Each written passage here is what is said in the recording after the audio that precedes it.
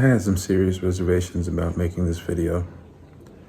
In this video, we will be covering the unaliving of a true American, a patriot, a father, a husband, someone who touched the youth of America and fought for his ideals, was a man of faith, and was 31 years too young when he was unalive by a coward.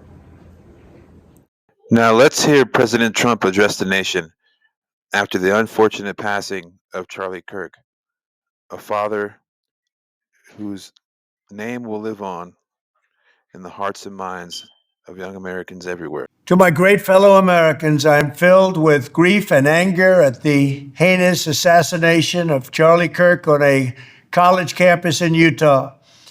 Charlie inspired millions, and tonight all who knew him and loved him are united in shock and horror. Charlie was a patriot who devoted his life to the cause of open debate and the country that he loved so much, the United States of America. He fought for liberty, democracy, justice, and the American people. He's a martyr for truth and freedom, and there's never been anyone who was so respected by youth. Charlie was also a man of deep, deep faith, and we take comfort in the knowledge that he is now at peace with God in heaven. Our prayers are with his wife, Erica, the two young, beloved children, and his entire family, who he loved more than anything in the world. We ask God to watch over them in this terrible hour of heartache and pain. I think President Trump's words were spot on. Charlie Kirk is an American martyr, a man of faith, someone who inspired the youth, a champion for open debate. His work will continue on, even though he is no longer with us. In a welcome show of humanity, Kirk's biggest nemesis, Dean Withers, showed some compassion and empathy for one of his biggest rivals, Charlie Kirk. Let's see just what he said about Charlie Kirk's passing during his podcast. His wife and children were in attendance, dude. Imagine,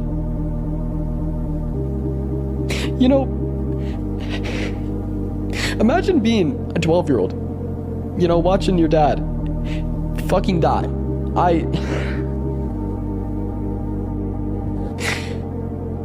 Nobody deserves that. Not even Charlie. My thing is, at least he expressed some empathy when it comes to Charlie Kirk. He couldn't help himself, but to tell everyone how big his audience was and that Charlie Kirk was a bad person, I think that's some bullshit. But other than that, at least one person from the left has some kind of sympathy or empathy towards Charlie Kirk and isn't using this as an excuse to rejoice in his death, which is weird and completely disgusting. How do you feel about his comments and what he said during his podcast where he broke down emotionally? Let me know how you feel in the comment section below.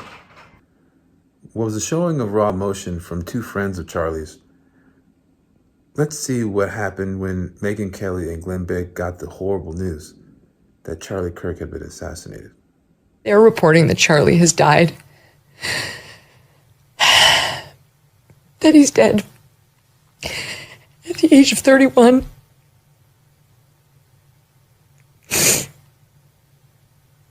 Which he would have to be if that video was real. There's no way he survived that. The only good thing is, it had to have happened quickly. Right. If you see the video, you do not see any suffering. Honestly, I completely understand where they're coming from. It hasn't been easy making this episode and seeing all the hate and the rhetoric that led to this and the images of how it happened. And honestly, it has led me to tears or close to tears and everything in between. So, especially if you are already a friend to this awesome American and a father of two and someone who reached young people and made a difference, it's understandable to shed a tear. Megyn Kelly and Glenn Beck both cared deeply about Charlie Kirk. And once they heard the news, they couldn't contain their tears. I don't blame them. I've had trouble the whole time I've been making this video. Now, let's see what the left side of the aisle had to say about Charlie Kirk and his murder. Listen to the tonality of the message and let me know what your thoughts are. He's been one of the most divisive, especially divisive younger figures in this, who is constantly sort of pushing this sort of hate speech or sort of aimed at certain groups. And I always go back to hateful thoughts lead to hateful words, which then lead to hateful action. And the hateful thoughts lead to hateful actions, huh? That's what you say after somebody gets killed? You soulless piece of crap. I can't believe some of these left-wing media people and how they have the audacity to talk about people, especially after they're no longer here. They were fathers, they were people of influence, they were people who touched young people's lives and changed them forever. Yet, you want to talk about hateful words and hateful actions. Your whole rhetoric is hateful.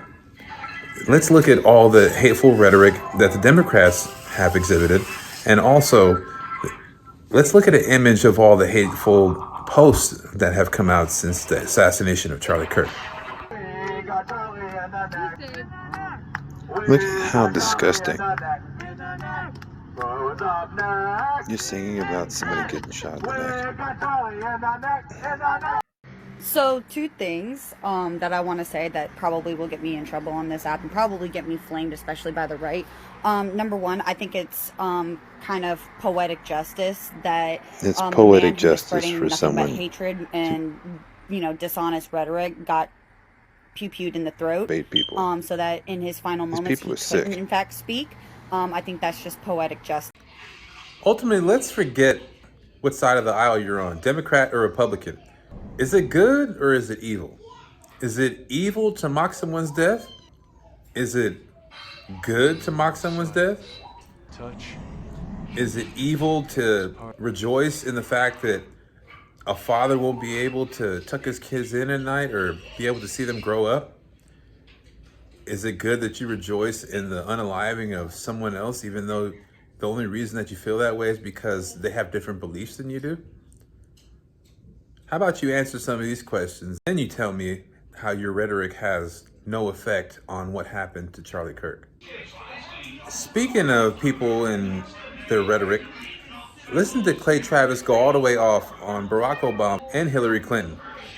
You don't get to spew hate and call people Nazis and fascists and dictators and then have that same rhetoric be the cause for what happens to somebody who only wanted to open debate people and only wanted to see the best version of America thrive again, and who touched many people's lives and was a positive influence overall in America.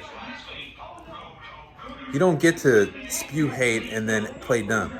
Listen to what Clay says.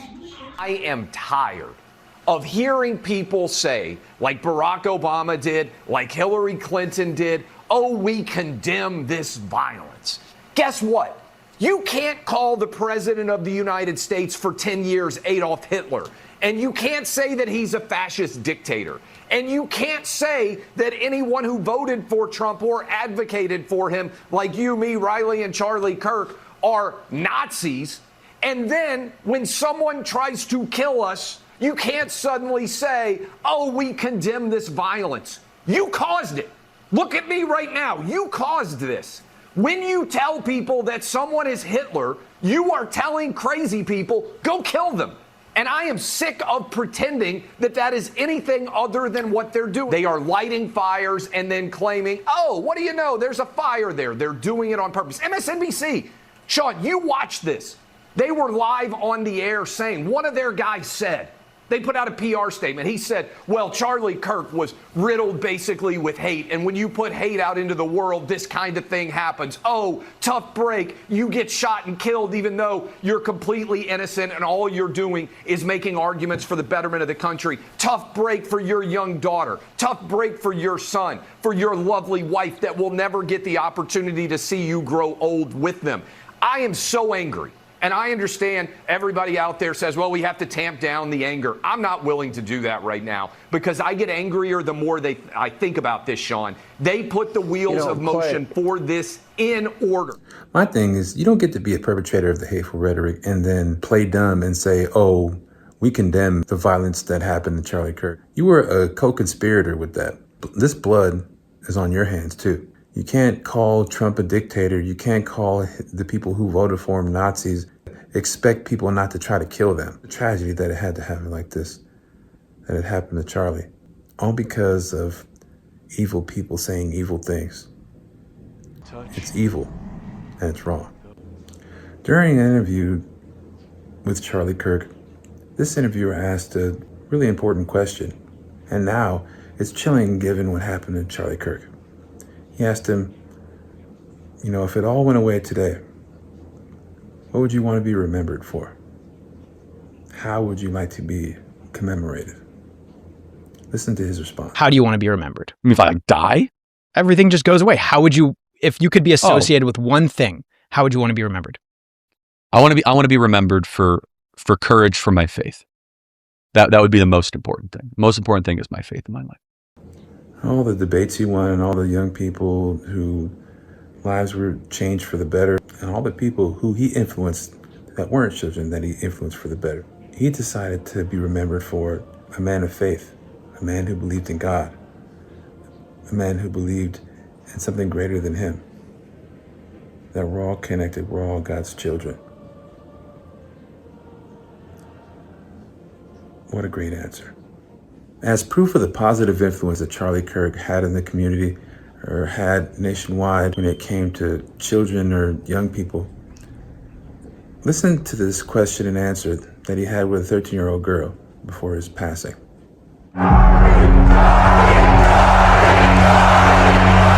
What advice do you have for me as I move into adulthood in order to become a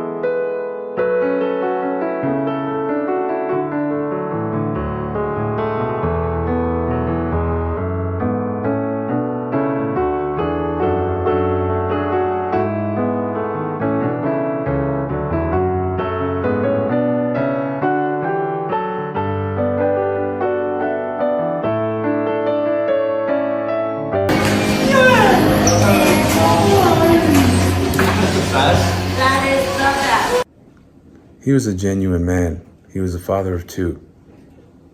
He was a positive influence. He was a true American patriot. Let us remember his many accomplishments and the great man that he used to be, that he still is, and that he will forever be remembered for. Shortly after it actually happened, the manhunt began. Tips came in from left and right, and they were able to get stills of the subject. Let's see them announce and show the images of the suspect, the person of interest who may have committed the assassination of Charlie Kirk. Upper building, he's going to come out on the right, moves to this far right corner. As he does, he's going to climb off the edge and then drop down to the ground. As he did that, he left some palm impressions. There's some smudges, some places we're looking to collect DNA. There's a shoe imprint where we believe the suspect is clearly identified as wearing Converse tennis shoes. Again, we'll replay that again so you can get another view of that. It's important to note his black t-shirt, his black pants, and there appears to be some white on the soles of those Converse tennis shoes. Those are all identifiable items that we're looking for. In the stills that are going to follow this, you're going to see a very distinctive t-shirt with an American flag and appears to have an eagle on it. There's also a baseball cap with a triangle on it and a pair of sunglasses. All distinctive, all things that we would ask the public to look for and try to identify if they know someone who has those items, who has been seen wearing those items. Here you see the suspect after dropping off the building. He moved around across this grassy area, around the parking lot. We're going to pan to the right. After he crosses the street, this is where he moves over into the wooded area. This is the video evidence that we utilize to track his movements and to locate that firearm in that wooded area following the discovery of this evidence. So here's the still photographs I mentioned. These have been enhanced, so these are slightly different than what we introduced earlier. Please pay close attention to the t-shirt. Like I said, very distinctive with that American flag and that eagle. The hat with the triangle and the sunglasses. The backpack as well. All identifying features that we're hoping the public can help us identify and lead us to this suspect. And again, there's a better picture of the hat with that triangle logo, and again, the t-shirt. Blue jeans, and you get a good look at those Converse tennis shoes as well. Just for the family and for his children and for all the people who love Charlie Kirk, I hope that they do find him. And I hope that the Kirk family gets justice for a father that will no longer be there for their children, and for a husband who will no longer be able to grow old with his wife. Breaking news, it has been announced that they found the killer of Charlie Kirk. The person who turned him in was actually related to him. Let's listen to all the details here. Good morning, ladies and gentlemen. We got him. On the evening of September 11th, a family member of Tyler Robinson reached out to a family friend who contacted the Washington County Sheriff's Office with information that Robinson had confessed to them or implied that he had committed the incident. This information was relayed to the Utah County Sheriff's Office and scene investigators at Utah Valley University.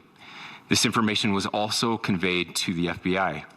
Investigators reviewed additional video footage from UVU surveillance and identified Robinson arriving on UVU campus in a gray Dodge Challenger at approximately 8:29 a.m. on September 10th, in which he is observed on video in a plain maroon t-shirt, light-colored shorts, a black hat with a white logo, and light-colored shoes. When encountered in person by investigators in Washington County on September 12th, in the early morning hours, Robinson was observed in consistent clothing with those surveillance images. Investigators interviewed a family member of Robinson who stated that Robinson had become more political in recent years. Now that we know that the assassin of Charlie Kirk has been captured, let us listen in after they've stated some facts about how they came to that conclusion about the radicalizing of the suspect. Listen to what the family member says about how he feels about Charlie Kirk and how that may have influenced his decision. The family member referenced a recent incident in which Robinson came to dinner prior to September 10th, and in the conversation with another family member, Robinson mentioned Charlie Kirk was coming to UVU. They talked about why they didn't like him and the viewpoints that he had. The family member also stated Kirk was full of hate and spreading hate. The family member also confirmed Robinson had a gray Dodge Challenger. Another big part of the investigation that led to the capture of Charlie Kirk's killer was the Discord chat that he had with his roommate. Let us listen to what was in the messages and what they figured out based on what the roommate revealed during their conversation. Investigators identified an individual as the roommate of Robinson. Investigators interviewed that roommate, who stated that his roommate, referring to Robinson, made a joke on Discord. Investigators asked if he would show them the messages on Discord. He opened it and showed several messages to investigators and allowed investigators to take photos of the screen as each message was shown by Robinson's roommate. These photos consisted of various messages, including content of messages between the phone contact named Tyler with an emoji icon and Robinson's roommate's device. The content of these messages included messages affiliated with the contact Tyler, stating a need to retrieve a rifle from a drop point, leaving the rifle in a bush, messages related to visually watching the area where a rifle was left, and a message referring to having left the rifle wrapped in a towel. The messages also refer to engraving bullets and a mention of a scope and the rifle being unique. Messages from the contact Tyler also mentioned that he had changed outfits. Remember earlier in the video when Clay Travis warned about the dangerous rhetoric that could be used to radicalize someone who's easily influenced? Well, listen to what was engraved on the bullets after Charlie Kirk was killed by Robinson. The rifle was determined to be a Mauser Model 98 30-06 caliber bolt-action rifle. The rifle had a scope mounted on top of it. Investigators noted inscriptions that had been engraved on casings found with the rifle. Inscriptions on a fired casing read, "Notices, bulges, capital OWO, what's this, question mark." Inscriptions on the 3 unfired casings read, "Hey fascist, exclamation point, catch, exclamation point." Up arrow symbol, right arrow and symbol, and 3 down arrow symbols. A second unfired casing read, "Oh Bella Chow, Bella Chow, Bella Chow, Chow Chow." And a third unfired casing read, "If you read this, you are gay, LMAO." I'm glad they caught the killer and that the Kirk family has some peace of mind and that they can get justice for the father that will no longer be there and for the husband who will no longer be with his wife and for all the people that were positively influenced by Charlie Kirk, that they will receive justice also for the person they hold dear to their hearts that they lost forever. Let us end with this. A loving father playing with his children, the children who loved him, the wife who loved him. May God bless the Kirk family, and may God bless America. Oh, beautiful for spacious skies, for amber waves of grain, for purple mountain majesties above the fruited